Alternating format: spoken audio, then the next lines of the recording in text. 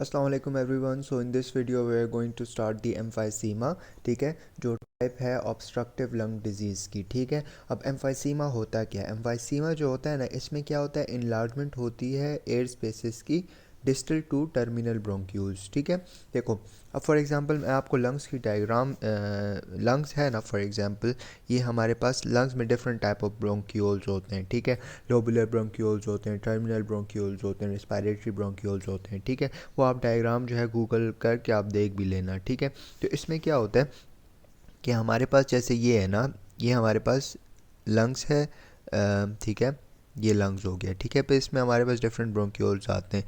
Primary होते हैं, secondary होते हैं, टर्शियरी होते हैं, और इसके अलावा आप लोबुलर भी कह सकते हो। फिर इसके बाद टर्मिनल होते हैं, और एंड में हमारे पास रेस्पिरेटरी ब्रोंक्यूल्स आता है एंड एल्वेलाई आता है। ठीक है, तो हमारे पास पहले टर्मिनल आ रहा है, फिर हमारे पास respiratory bronchioles. For example this is a terminal bronchiole. ठीक है, फिर इसके बाद हमारे पास रेस्पिरेटरी ब्रोंक्यूल्स आएंगे एंड फिर एल्वोलाई आएगा। ठीक है, तो ये जो एम्फाइसीमा होता है ना, it is distal to terminal bronchioles, मतलब it mainly happens in respiratory bronchioles and it happens in the alveoli, जिसको आप एसिनस भी कहते हो, जिसके अंदर हमारे पास एसिनस सैक होता है, एसिनस डक्ट वगैरह होता है। ठीक है, ये हम लोग प्रॉपरली एक्सप्लेन कर लेंगे। तो क्या है, it is enlargement of the air spaces distal to the terminal bronchioles. ठीक है, mainly in acinus and the respiratory bronchioles. ठीक है, अब इसमें क्या होता है, फॉर एग्जांपल हमारे पास एल्वोलाई पहले नॉर्मली ऐसे करके होता है, देखो ऐसे ऐसे ऐसे ऐसे एक गुच्छे की तरह होता है।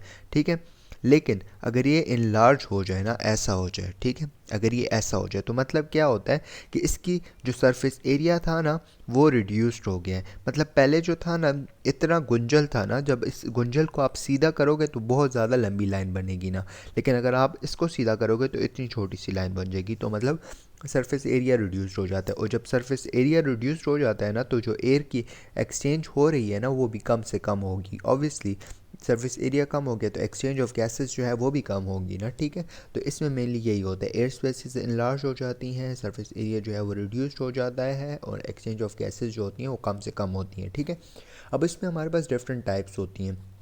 सेंट्री एसिनार होती हैं, पैन एसिनार होती हैं, डिस्टल एसिनार होती हैं, इरेगुलर वन होती है। ठीक है, अब ये बहुत ज़्यादा इंपॉर्टेंट है, वाइवा वगैरह में, पेपर वगैरह में पूछते हैं। ठीक है, अब जो सेंट्री एसिनार होता है ना, इसमें मेनली जो central portion of the acinus होता है ना, एसिनार होता है ना, वो इन्वॉल्व होता है।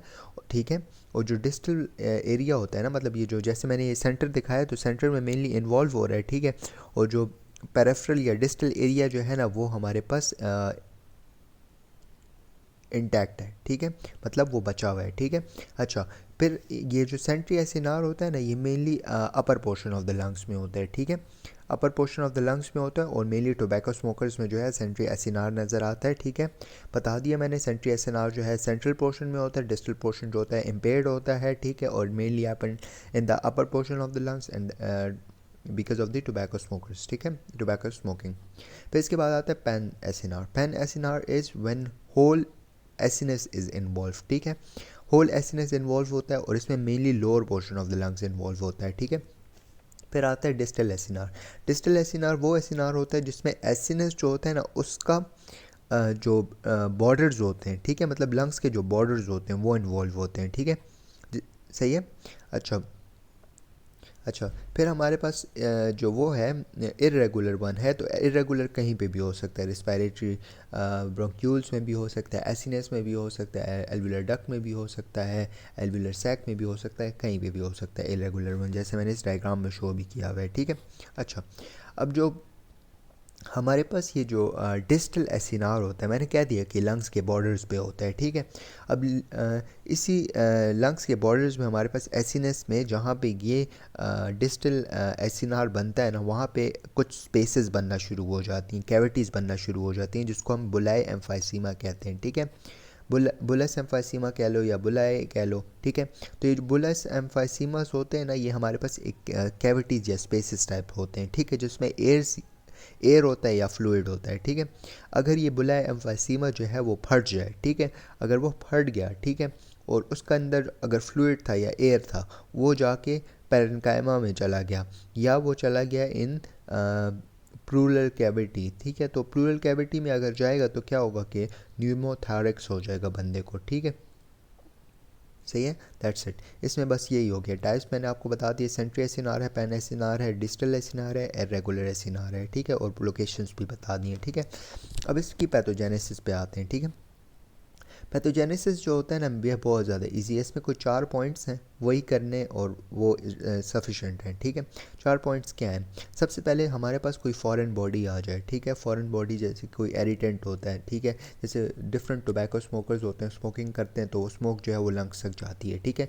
जब वो स्मोक एरिटेंट जो है वो लंग तक जाएगा तो लंग्स में एरिटेशंस होंगी, उस एरिटेशन की वजह से हमारे पास जो है इन्फ्लेमेटरी रिस्पॉन्स स्टार्ट हो जाएगा लंग्स में। अल्टीमेटली इन्फ्लेमेटरी रिस्पॉन्स के वजह से हमारे पास डिफरेंट इन्फ्लेमेटरी जो है वो सेल्स रिलीज़ होंगे, जैसे मैक्रोफेजेस होते हैं, न्यूट्रोफिल सेल्स होते हैं, इसके अलावा इंटरल्यूकिन वगैरह होते हैं, इंटरल्यूकिन 8 मेनली बुक में मेंशन है, ठीक है। ट्यूमर नेक्रोसिंग फैक्टर्स होते हैं, ठीक है। वो क्या करते हैं, वो डिफरेंट साइटोकाइंस और रिलीज़ करवाते हैं और ये साइकिल चलती रहती है, ठीक है। जब ये साइकिल चलती रहती है तो क्या होता है, इसकी वजह से लंग्स की डिस्ट्रक्शन स्टार्ट हो जाती है, लंग्स की वही एल्वेलर सैक जो होता है वो एल्वेलर स्पेस जो होता है वो बड़ा हो जाता है, ठीक है, इन्लार्जमेंट हो जाती है, वॉल जो होती है वो वीकेंड होना शुरू हो जाती है, ठीक है। इसके अलावा हमारे पास हाँ बस यही चीज़ें होती हैं, ठीक है, कि फ़ॉरेन बॉडी या कोई फ़ॉरेन टॉक्सिन वगैरह आया, उसने इन्फ्लेमेटरी सेल्स जो हैं वो रिलीज़ करवाए, अल्टीमेटली हमारे पास डैमेज स्टार्ट हो गई है, ठीक है, और ये मुसलसल होती रहती है, ठीक है, because of the inflammatory cells. First हो गया। सेकंड हमारे पास क्या होता है, इसमें हमारे पास इम्बैलेंस हो जाता है। किस चीज़ का इम्बैलेंस हो जाता है? प्रोटीएज एंटी प्रोटीनेज इम्बैलेंस हो जाता है, ठीक है, sorry, protease anti protease imbalance हो जाता है। प्रोटीएज तो एक एंजाइम है जो प्रोटीन की डिस्ट्रक्शन कहता है, ठीक है, और एंटी प्रोटीएज ऑब्वियसली जो प्रोटीएज है उसकी डिस्ट्रक्शन करेगा। तो प्रोटीएज जो होता है ना ये नॉर्मली क्या करता है, जो नॉर्मल की बात करते हैं पहले, ठीक है, नॉर्मल हमारे पास जो प्रोटीन्स हमें नहीं चाहिए होते हैं उनकी डिस्ट्रक्शन होती है, ठीक है, फिर प्रोटीएज का एक्शन कंप्लीट हो जाता है। लेकिन इस एम्फाइसीमा में क्या होता है, प्रोटीएज का एक्शन बहुत ज़्यादा हो जाता है, ठीक है, मतलब वो बहुत ज़्यादा हो जाता है, अल्टीमेटली वो सारी की सारी प्रोटीन्स की डिस्ट्रक्शन स्टार्ट कर देता है, ठीक है। क्यों डिस्ट्रक्शन स्टार्ट कर देता है या इसका एक्शन क्यों ज़्यादा हो जाता है? Because there is going to be less level of the anti protease, ठीक है। अब एंटी प्रोटीएज कौन क्या है? अब एंटी प्रोटीएज हमारे पास एक चीज़ होती है जिसको हम कहते हैं अल्फा 1 एंटी ट्रिप्सिन, ठीक है, alpha 1 anti trypsin. Alpha 1 anti trypsin जो होता है ना ये प्रोटीएज की ब्रेक डाउन करता है और प्रोटीएज को रोकता है, ठीक है। लेकिन अब अल्फा 1 एंटी ट्रिप्सिन जो होता है ना, अगर इसकी जो जीन है जो क्रोमोसोम नंबर 14 पर लाई कर रहा होता है, अगर उसकी म्यूटेशन हो जाए तो अल्फा 1 जो एंटी ट्रिप्सिन होता है ये काम नहीं करेगा। जब ये काम नहीं करेगा तो ऑब्वियसली प्रोटीएज का लेवल ज़्यादा हो जाएगा और वो डिस्ट्रक्शन ज़्यादा से ज़्यादा करना शुरू हो जाएगा। इसके अलावा हमारे पास जो है ना इसकी पैथोजेनेसिस में आता है ऑक्सीडेटिव स्ट्रेस। ऑक्सीडेटिव स्ट्रेस क्या होता है? हमारे पास जो रिएक्टिव ऑक्सीजन स्पीशीज़ होते हैं जिस डिफरेंट जो होते हैं हमारे पास वो होता है सुपर ऑक्साइड होता है एंड परऑक्साइड होता है, H2O2 होता है, ये डिफरेंट जो वो होते हैं रिएक्टिव ऑक्सीजन स्पीशीज़ होते हैं, उनका लेवल ज़्यादा हो जाता है, ठीक है। उसकी वजह से भी हमारे पास जो है ये इन्फ्लेमेशंस और एम्फाइसीमा स्टार्ट हो जाते हैं, ठीक है। और ऑब्वियसली एक बंदा डैमेज ज़्यादा हो रहा है, डैमेज ज़्यादा होता है तो वो लंग्स का एरिया जो होता है वो इम्यूनो कॉम्प्रोमाइज़ होना शुरू हो जाता है। अल्टीमेटली हमारे पास इन्फेक्शन की प्रोबेबिलिटी भी उस एरिया में ज़्यादा हो जाती है, और जब इन्फेक्शन की प्रोबेबिलिटी ज़्यादा हो जाती है तो हमारे पास बैक्टीरियल वायरल इन्फेक्शंस हो जाते हैं, और जब बैक्टीरियल वायरल इन्फेक्शन हो जाते हैं तो और भी लंग्स डैमेज होना शुरू हो जाएगा। तो this is also included in pathogenesis. तो हमने पैथोजेनेसिस में क्या क्या चीज़ पढ़ी है? एक हम लोगों ने इन्फ्लेमेटरी सेल्स पढ़ा है because of the foreign toxins. Second हम लोगों ने जो है पढ़ा है imbalance between the protease and anti protease, ठीक है। थर्ड हम लोगों ने पढ़ा है ऑक्सीडेटिव स्ट्रेस एंड फोर्थ हम लोगों ने पढ़ा है एयरवे इन्फेक्शन, ठीक है।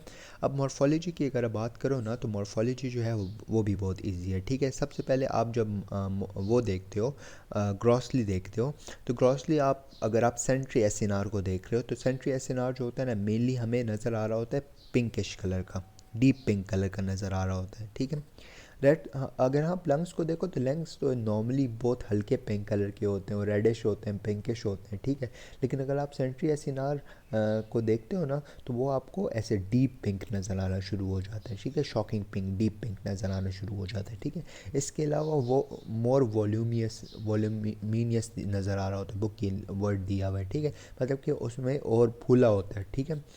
इसके अलावा अगर आप पैन एसिनार की बात करो तो पैन एसिनार ज़्यादा फूला होगा as compare to centriacinar. Obviously pan में पूरा का पूरा हमारे पास एसिनस इन्वॉल्व होता है, पूरा का पूरा जो है वो एक पोर्शन इन्वॉल्व होता है, ठीक है। इसके अलावा पैन एसिनार जो होता है वो पेल कलर का होता है, ठीक है। अब अगर आप हिस्टोलॉजिकली देखो ना तो हिस्टोलॉजिकली क्या होता है, वो जो एल्वुलर वॉल्स होती हैं ना वो हमारे पास वीकेंड होना शुरू हो जाती हैं, उनकी डिस्ट्रक्शन शुरू हो जाती है, ठीक है। इसके अलावा फाइब्रोसिस वगैरह नहीं होती इसमें, ठीक है। एल्वुलर वॉल जो होती है वो वीक हो जाती है, ठीक है, उसकी डिस्ट्रक्शन हो जाती है, जिसकी वजह से हमारे पास जो स्पेस होती है वो ज़्यादा हो जाती है, ठीक है। इसके अलावा हमारे पास जो इलास्टिकसिटी होती है एल्वुलर वॉल की वो भी लॉस्ट हो जाती है, ठीक है। अच्छा, अगर नॉर्मली जो है मैंने कहा है कि नॉर्मली एम्फाइसीमा की वजह से फाइब्रोसिस नहीं होती और स्कारिंग वगैरह नहीं होती, लेकिन अगर एम्फाइसीमा जो है वो बहुत देर तक लास्ट करे तो ultimately it can lead to bronchial inflammation, bronchiolar inflammation and submucosal fibrosis, ठीक है। इनिशियली नहीं होती लेकिन in extreme cases it can lead to bronchiolar inflammation and submucosal fibrosis, ठीक है। ये हमारे पास हो गया मॉर्फोलॉजी। अच्छा, अब हम लोग आते हैं क्लिनिकल फीचर्स पे। तो क्लिनिकल फीचर्स में जब आप देखते हो ना तो बंदे को हमें क्लिनिकली हमें नज़र आ रहा होता है बंदा में डिस्पनिया होता है, मतलब उसको सांस लेने में मसला आ रहा होता है, ठीक है। मतलब उसकी बॉडी में लंग्स में कार्बन डाइऑक्साइड का लेवल ज़्यादा हो जाता है और ऑक्सीजन का लेवल कम हो जाता है, और उस बंदे में शॉर्टनेस ऑफ ब्रेथ भी नज़र आ रही होती है, ठीक है। मतलब उसकी सांस फूली हुई होती है, ठीक है। और इसी की वजह से मतलब बॉडी लंग्स में तो कार्बन डाइऑक्साइड का लेवल ज़्यादा हो गया है ना, तो उसकी वजह से क्या होगा कि बंदा कोशिश करेगा कि मैं ज़्यादा से ज़्यादा सांस लूँ, ठीक है। हाइपर वेंटिलेशन शुरू कर देता है। तो जब वो हाइपर वेंटिलेशन शुरू कर देता है ना तो उसकी वजह से हमारे पास एक चीज़ होती है जो मैं आपको बाद में बताऊंगा, ठीक है। तो मैंने बता दिया कि डिस्पनिया होता है बंदे को, शॉर्टनेस ऑफ ब्रेथ होती है। इसके अलावा जो लंग्स होता है ना वो हमारे पास बैरल शेप हो जाता है, बैरल चेस्ट हो जाती है, ठीक है। बैरल चेस्ट शेप चेस्ट हो जाती है, सॉरी लंग्स नहीं, चेस्ट जो होता है वो बैरल शेप हो जाता है, ठीक है, क्योंकि उसका इंटीरियर पोस्टीरियर डायमीटर जो होता है वो ज़्यादा हो जाता है। फॉर एग्जांपल नॉर्मली लंग्स की शेप सॉरी चेस्ट की शेप अगर ये है ना, मतलब ये चेस्ट कैविटी होगी, ये कमर हो गई, तो चेस्ट की शेप ये है, ठीक है। लेकिन बैरल शेप मतलब एक ड्रम की तरह शेप हो जाती है, इंटीरियर पोस्टीरियर डायमीटर जो होता है वो ज़्यादा हो जाता है, ठीक है। इसके अलावा हमने कहा है कि एल्वुलर स्पेसेस जो होती हैं वो भी ज़्यादा हो जाती हैं। अच्छा, फिर इसमें ना हमसे एक क्वेश्चन वाइवा में पूछ सकते हैं पिंक पफर्स क्या होते हैं। पिंक पफर्स ये होते हैं कि फॉर एग्जांपल एक बंदा है जो डिस्पनिया है, जिसको डिस्पनिया है, ठीक है। तो डिस्पनिया है तो वो कोशिश करेगा कि वो ज़्यादा से ज़्यादा सांस ले, ठीक है। जब वो ज़्यादा से ज़्यादा सांस लेता है, ज़्यादा से ज़्यादा वो तेज़ तेज़ सांसें लेता है, तो उसकी वजह से क्या होता है कि उसके बॉडी में ऑक्सीजन का लेवल मेंटेन होना शुरू हो जाता है because of the hyperventilation, ठीक है। जब हाइपर वेंटिलेशन की वजह से बॉडी में ऑक्सीजन का लेवल मेंटेन होना शुरू हो जाता है तो एकदम वो आपको पिंकिश अपीयरेंस शुरू हो जाती है उसकी बॉडी की। चीक्स जो होते हैं वो रेड हो जाते हैं। इसके अलावा बॉडी के और पार्ट्स जो होते हैं वो हमें पिंकिश रेड नज़र आना शुरू हो जाते हैं। तो that's what we call as pink puffers, ठीक है। तो pink puffer is because of the hyperventilation, ठीक है। लेकिन अगर एक बंदा है जिसमें क्रोनिक कंडीशन है, क्रोनिक एम्फाइसीमा है, ठीक है, या क्रोनिक एम्फाइसीमा की वजह से हमारे पास जो है वो ब्रोंकाइटिस वगैरह भी हो सकता है, ठीक है।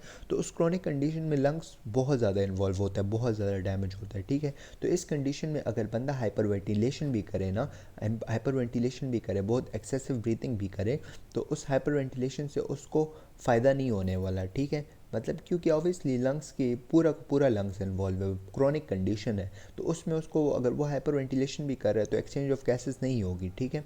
जब एक्सचेंज ऑफ गैसेस नहीं होगी तो हमारे पास बॉडी और भी ब्लू होना शुरू हो जाएगी, तो इसको आप कहते हो ब्लू ब्लॉटर्स, ठीक है।